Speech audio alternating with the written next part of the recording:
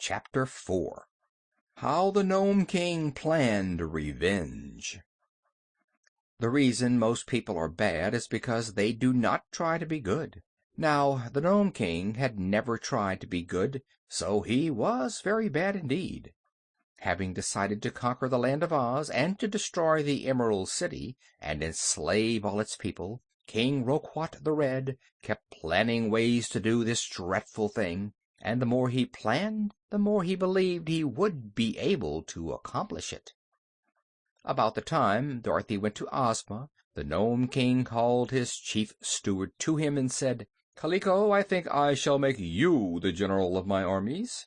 "I think you won't," replied Kaliko positively. "Why not?" inquired the king, reaching for his scepter with the big sapphire. "Because I'm your chief steward and know nothing of warfare," said Kaliko, preparing to dodge if anything were thrown at him. "I manage all the affairs of your kingdom better than you could yourself, and you'll never find another steward as good as I am. But there are hundreds of gnomes better fitted to command your army, and your generals get thrown away so often that I have no desire to be one of them." "Ah, there is some truth in your remarks, Kaliko," remarked the king, deciding not to throw the scepter. "Summon my army to assemble in the great cavern." Kaliko bowed and retired, and in a few minutes returned to say that the army was assembled. So the king went out upon a balcony that overlooked the great cavern, where 50,000 gnomes, all armed with swords and pikes, stood marshaled in military array. When they were not required as soldiers, all these gnomes were metal workers and miners, and they had hammered so much at the forges and dug so hard with pick and shovel that they had acquired great muscular strength. They were strangely formed creatures, rather round and not very tall. Their toes were curly and their ears broad and flat. In time of war every gnome left his forge or mine and became part of the great army of King Roquat. The soldiers wore rock-colored uniforms and were excellently drilled. The king looked upon this tremendous army, which stood silently arrayed before him, and a cruel smile curled the corners of his mouth, for he saw that his legions were very powerful. Then he addressed them from the balcony, saying, "I have thrown away General Blug because he did not please me. So I want another general to command this army. Who is next in command?"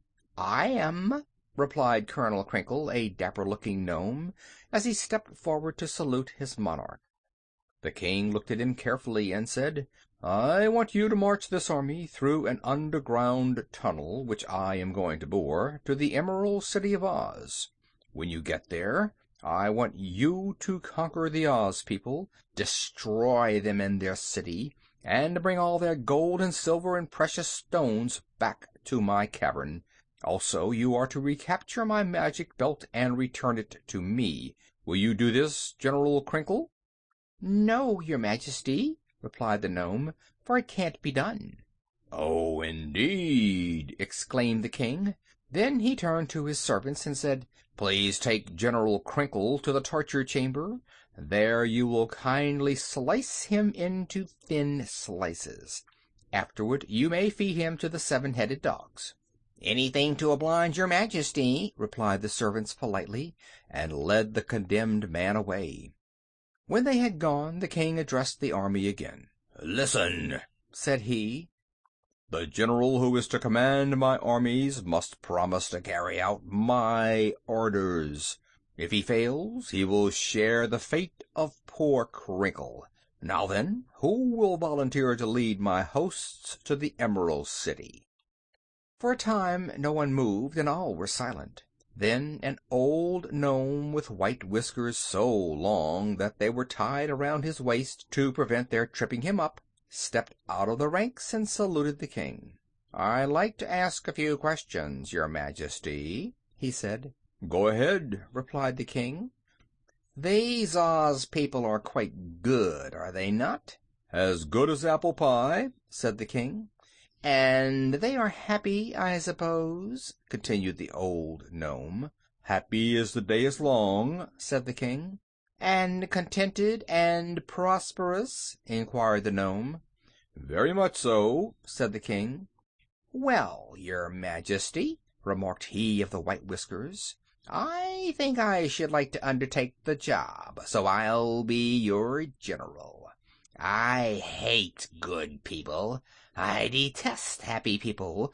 I'm opposed to anyone who is contented and prosperous. That is why I am so fond of your Majesty. Make me your general, and I'll promise to conquer and destroy the Oz people. If I fail, I'm ready to be sliced thin and fed to the seven-headed dogs." Very good indeed. That's the way to talk," cried Roquat the Red, who was greatly pleased. "What is your name, General?" "I'm called Guff, your Majesty." "Well, Guff, come with me to my private cave, and we'll talk it over." Then he turned to the army. "Gnomes and soldiers," said he, "you are to obey the commands of General Guff until he becomes dog feed. Any man who fails to obey his new general will be promptly thrown away. You are now dismissed." Guff went to the king's private cave and sat down upon an amethyst chair and put his feet on the arm of the king's ruby throne. Then he lighted his pipe and threw the live coal he had taken from his pocket upon the king's left foot, and puffed the smoke into the king's eyes and made himself comfortable. For he was a wise old gnome, and he knew that the best way to get along with Roquat the Red was to show that he was not afraid of him. "I'm ready for the talk, your Majesty," he said. The king coughed and looked at his new general fiercely. "Do you not tremble to take such liberties with your monarch?" he asked. "Oh, no," replied Guff calmly, and he blew a wreath of smoke that curled around the king's nose and made him sneeze. "You want to conquer the Emerald City, and I'm the only gnome in all your dominions who can conquer it. So you will be very careful not to hurt me until I have carried out your wishes. After that—" "Well, what then?" inquired the king. "Then you will be so gratified that you won't care to hurt me," replied the general. "That is a very good argument," said Roquat. "But suppose you fail?" "Then it's the slicing machine." "I agree to that," announced Guff. "But if you do as I tell you, there will be no failure. The trouble with you, Roquat, is that you don't think carefully enough. I do. You would go ahead and march through your tunnel into Oz and get defeated and driven back. I won't. And the reason I won't is because when I march, I'll have all my plans made and a host of allies to assist my gnomes." "What do you mean by that?" asked the king. "I'll explain, King Roquat. You're going to attack a fairy country, and a mighty fairy country, too. They haven't much of an army in Oz, but the princess who rules them has a fairy wand, and the little girl Dorothy has your magic belt. And at the north of the Emerald City lives a clever sorceress called Glinda the Good, who commands the spirits of the air. Also, I have heard that there is a wonderful wizard in Ozma's palace, who is so skillful that people used to pay him money in America to see him perform. So, you see, it will be no easy thing to overcome all this magic." "We have 50,000 soldiers!" cried the king proudly. "Yes, but they are gnomes," remarked Guff, taking a silk handkerchief from the king's pocket and wiping his own pointed shoes with it. "Gnomes are immortals, but they are not strong on magic.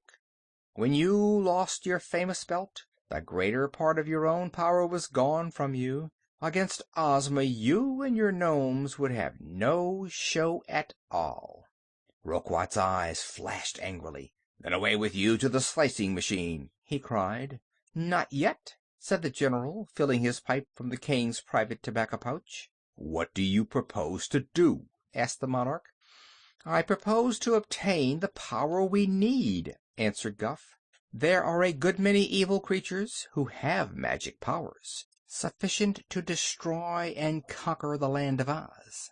We will get them on our side, band them all together, and then take Ozma and her people by surprise. It's all very simple and easy when you know how." Alone we should be helpless to injure the ruler of Oz, but with the aid of the evil powers we can summon, we shall easily succeed." King Roquat was delighted with this idea, for he realized how clever it was. "Surely, Guph, you are the greatest general I have ever had," he exclaimed, his eyes sparkling with joy. "You must go at once and make all arrangements with the evil powers to assist us, and meantime I'll begin to dig the tunnel." "I thought you'd agree with me, Roquat," replied the new general. "I'll start this very afternoon to visit the Chief of the Whimsies." End of chapter 4.